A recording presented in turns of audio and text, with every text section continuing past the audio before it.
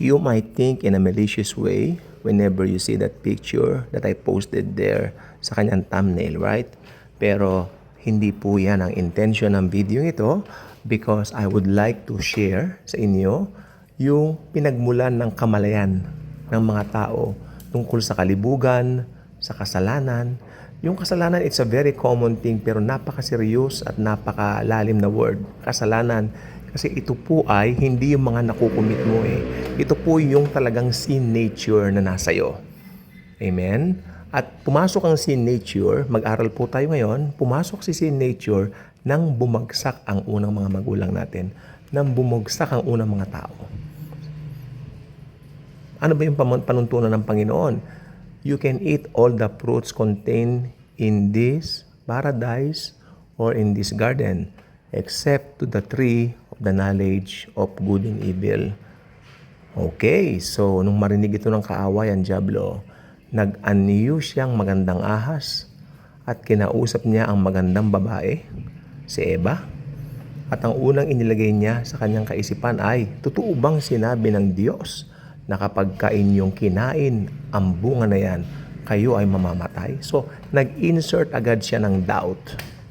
Diba? May in-insert agad siyang doubt sa isip ng unang nanay natin. At syempre, nung na-steer na yung kanyang kamalayan, yung kanyang mind regarding the things na syempre may sinabi pa si Satanas, hindi totoo yun. Kapag inyong kinain yan kayo ay magiging Diyos din na kagaya niya. So ayan na yung tinatawag na sin of achieving something more than dun sa dapat mong ma-achieve lang. Okay, so ibig sabihin may gusto rin pala si Eva na maging Diyos siya. Ganun po yan eh. Ganun po ang tinatakbo ng talata. Ganun ang tinatakbo ng pangyayari. At nung nangyari po yon, naisip niya na pwede siya maging Diyos, kinagat niya na yung pinagbabawal na bunga. And the rest was history. Ang babae ngayon na ito ay nagkaroon ng kamalayan na siya ay hubad. Ganun din, nagkaroon din ng kamalayan si Adan dahil binigyan din niya si Adan ng prutas na yon o ng bunga na yaon. Hindi malinaw sa Biblia what kind of fruit is that, pero sabi ng iba, mansanas daw. Pero ganun pa man, kahit ano pa man yun, ang importante, nakita natin dito, pumasok ang sin, di ba?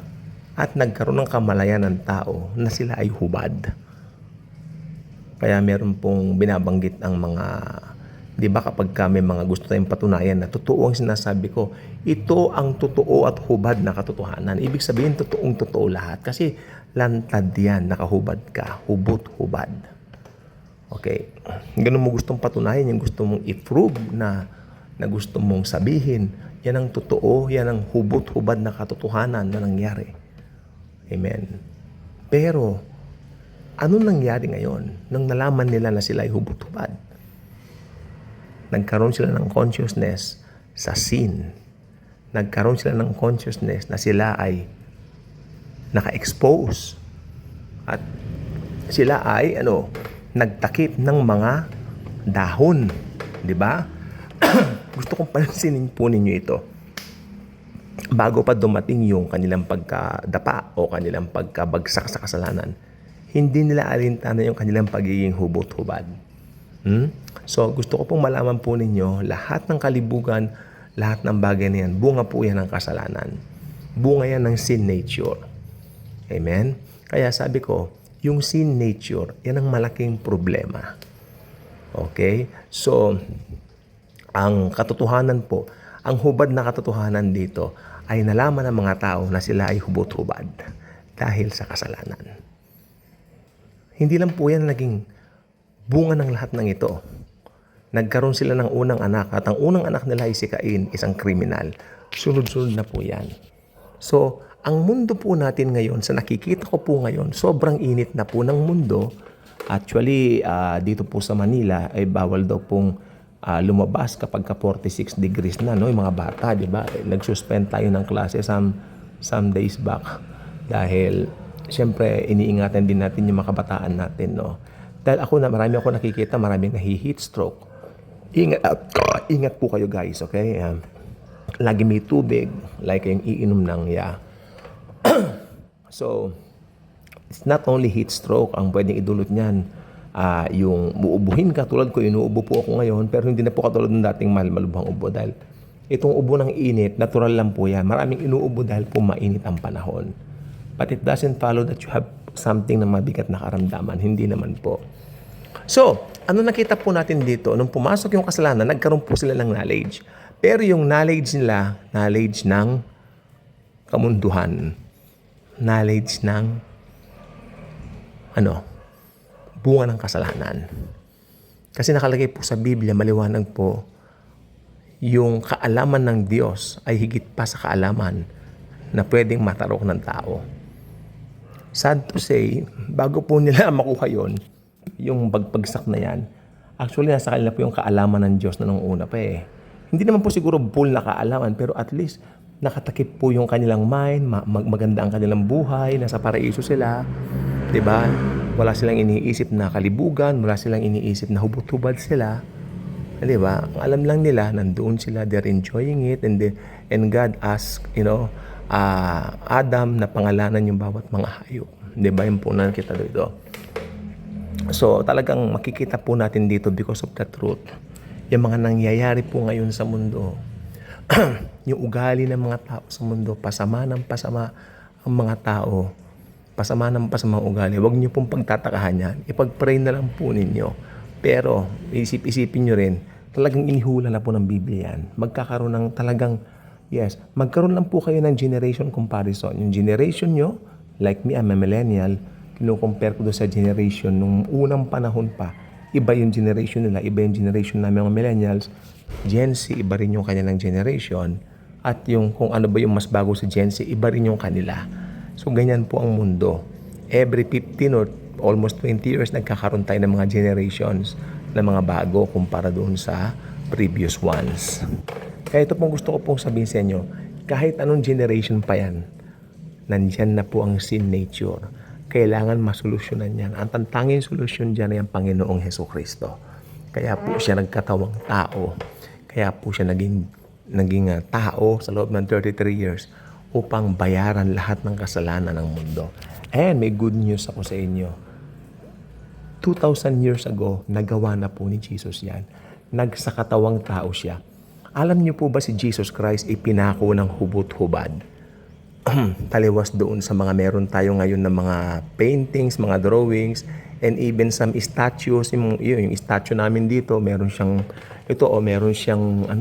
saplot. Ang totoo, wala pong saplot si Jesus Christ. Si Jesus Christ po talagang hubot-hubad ipinako. Why? Para bayaran niya yung shame nating mga tao. Para bayaran niya kung ano man yung mga bagay na nagdudulot ng kahihiyan sa mga tao. Tingnan niyo yung una. Nung sumuway ang tao, nalaman nila hubot-hubad sila. Nagkaroon sila ng consciousness sa sin. At nung nagkaroon sila ng consciousness sa sin, lalo nilang ginagawa yung sin. Ganon din ang law. Hindi po masama ang law. Perfect ang law. Pero ang law ang nagpapaalala kung gaano kahina ang tao. Kaya if you are a Christian and you're still clinging to the law, therefore, si Jesus Christ ay hiwalay sa iyo. Dahil si Jesus, hindi siya pumunta rito para magtayo ng relihiyon. Hindi siya pumunta rito para magturo ng mga kung ano-ano. Pumunta siya rito to be the Savior of mankind para mamatay sa krus ng Kalbaryo. Bayaran ng kasalanan ng mundo for once and for all. And the good news is, tapos na po yun. Nagawa na po niya. Nabayaran na po niya. Past, present, future. The only thing we can do is to enjoy the benefits of the cross and to say thank you Jesus. And tayo po ngayon ay gagala sa buong mundo. We will share. Hindi na po kailangan gumala. Meron na po tayong mga social media. Mag-create kayo ng mga YouTube channels nyo. Sa mga Facebook ninyo, you can share Jesus, His love, His grace, His finished work on the cross. Dahil yan po ay napakahalaga. Amen? Huwag nating indain yung kung ano man yung ibinunga ng kasalanan. Ang atin pong isipin kung ano yung solusyon na ibinigay ng Diyos Ama upang bayaran ng kasalanan ng buong mundo. Walang iba kundi ang Diyos Anak na naging tao rito. At ang sino mang mananampalataya sa Kanya, magkakaroon ng buhay na walang hanggan at tatatakhan ng Diyos Espiritu Santo ha? Ng seal of ownership. Okay, so tayo po ngayon ay being washed by the blood of Jesus. Tayo po ngayon ay wala ng sinful nature. Taliwas dun sa mga turo na ang believer daw ay mayroong dalawang nature. Mali po yun. Ang isang tunay na believer ay meron lang isang nature ngayon. Ha? Ano yun? Therefore, if anyone is in Christ, is a new creation. The old is gone. Behold, all things become new. Marami pong salamat sa inyong panonood, pakikinig. Jesus truly loves us all. God bless.